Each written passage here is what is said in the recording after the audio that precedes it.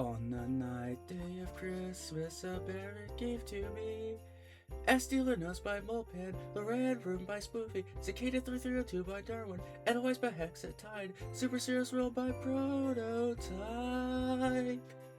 Arctic Lights by Metalface, and The Generator by Gel Force, Polygonal Paradox by Hypno, and Lucid Nightmares by Kai Senai.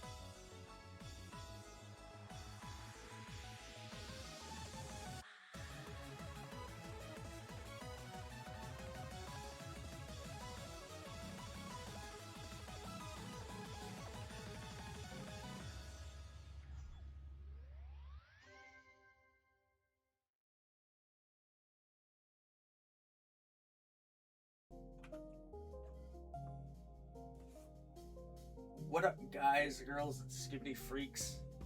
Welcome to day 9 of the Aberrent, my favorite, 12 Demons of Christmas. I am Mavericks SPL, and I am going to be doing a review of Dilar Nos by Mulpan. This level is really cool. Visually, I think it's, honestly, I think it's better than most people would probably give it credit for. I think this first half deco was not the absolute most interesting thing ever, but I think it's good. I think it's, you know, quality enough. I like the color choice in the background. I think the stuff moving around looks cool, even if it's not the most complicated thing in the entire world. I think this deco looks nice. It remains pretty similar throughout the entire thing, at least in the first half it does. Like, you still got the purple in the background, you still got the same, like, not basic, just the same, like, sort of block decorations. But, you know, the song's obviously picking up energy, and it's, you know, despite not really having many changes in the deco, like, entirely, it does feel more intense. And I think that works. And then the drop hits. And I think this part looks really good. Like, again, a lot of very simple decoration in a lot of it, but the background is quite gay, and I happen to like that. I know, crazy, but it's super, super cool. Matches the energy of the song, obviously. The duel remains the same, basically, deco-wise, but the song just keeps getting more intense, and I think that works. I think this break part here, I think it looks pretty damn cool. Pretty simple, like, I guess, like, is it like a cityscape in the background? I mean, you can see, like, buildings and stuff, like, tall buildings. I guess that's what I describe it, but I think it looks cool. You know, you got the sort of like a purple gradient, like, fading into a gray, and I think that's sick. Like, it's simple. Like, again, a lot of the deco of this level is pretty simple. But I like it. I like it. and then we get to the ending. And the song is... it's slightly less intense.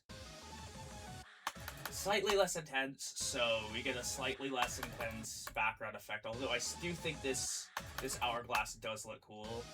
Yeah, I don't really have anything super complicated to say about the deco overall. I just think it looks cool, especially for 2018. Like, you know, we're not in, like, late 2.1 or 2.2 here. We're not gonna get the most insane, mind-blowing thing ever. We're just gonna get simple, cool design deco, and I think that works very well, and I think I sort of just like Mulpan's deco style. I think it's underrated. I think I would give the deco in this level an 8 out of 10. Might seem a little bit high, but that's how I feel. I think it's that good. Okay, now on to reviewing the gameplay. I really like the gameplay in this level. This first part's super simple. You can skip this green orb here by doing that. Not very hard, but also hitting the green orb is not hard either. It's just an option. This ship part's fine. Just do that. I struggle with this wave a lot when I was playing on mobile. But, you know, you sort of just do it. It's kind of weird, because you do have to do that. Like, I guess it's, like, slightly unintuitive, but I think it's fine. This is probably the part that I struggle with the most when playing from Zero specifically. Because I just sort of died to weird shit. Like, every individual click is not that hard, but there's weird stuff that you can die to randomly. And then there's also this. Like, you could just skip all of those orbs and only hit 2 of them. I struggle with this UFO a lot for some reason. And these black orbs also struggle with them for some reason. Found them to be super hard. I think it was mostly just, like, the first, like, the intro UFO click that I felt really weird. Somehow, I died to this part from Zero. I would say somehow. I was, you know, obviously playing on mobile again. Not that good at ship. I just, you know, clicked a little bit too hard in this portal and hit something down there, but it's not that hard. This part's pretty simple gameplay-wise. And then you get to the drop. Okay, first notable thing about the drop is the first click. Because there's the easy option. And then you can also do that. If you want to do 3 extra clicks, you can do them, but I chose to not do them. This part's easy and flows super well. I always found these clicks in particular weird. They're just buffers. Like, that's it, they're just buffers. But for some reason I struggled with buffer clicks.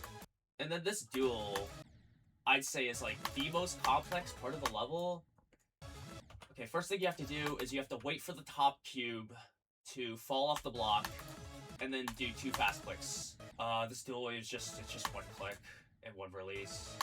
Don't release too early. I did that quite a lot in runs. It was annoying. These clicks.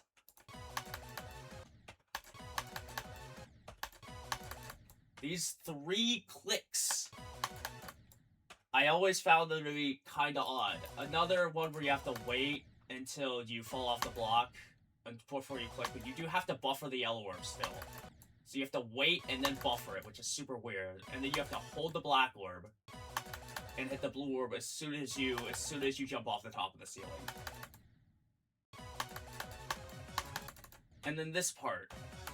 I'll give you the easy option, which I didn't do because I didn't know it existed. But there's the easy option. Or alternatively, you can do that, which I did first try, but I do think it is noticeably harder than doing the skip. This part, I found the blue orb to be weird. And after the blue orb, you made a bit of a split path. Which side of the road do we take? The correct answer is the green orb. Like, the correct answer in every single way is just to hit the green orb, because it's not hard. Although you can do that if you hit it too late. But it's not a very hard click. However, here's what I did. Also not hard. But I didn't know that you could hit the green orb. Because I think when I like tried the green orb, I think I did something like that where I hit it too late and I just died to it. So I chose to go down, and that's just sort of natural for me now. This part's really easy, but it's also really fun.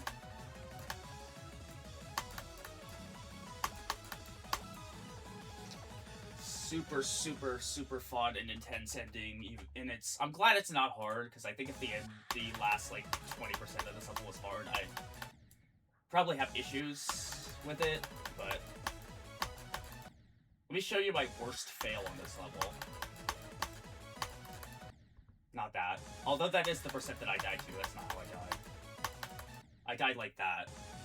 That was my worst fail. I fluked from, I think, 53, and I died to that. Pretty embarrassing, I can't lie. Especially with, you know, how just easy this part is in general. I don't like that I died to it, but it makes sense. I just did it again on complete accident.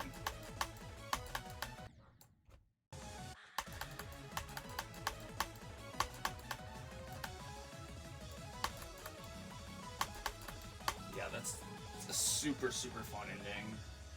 And that's it. Gameplay score... 10 out of 10. I don't know. It's super good. There was some weird shit with the duel that I didn't really like, but that's it. I loved this level so much.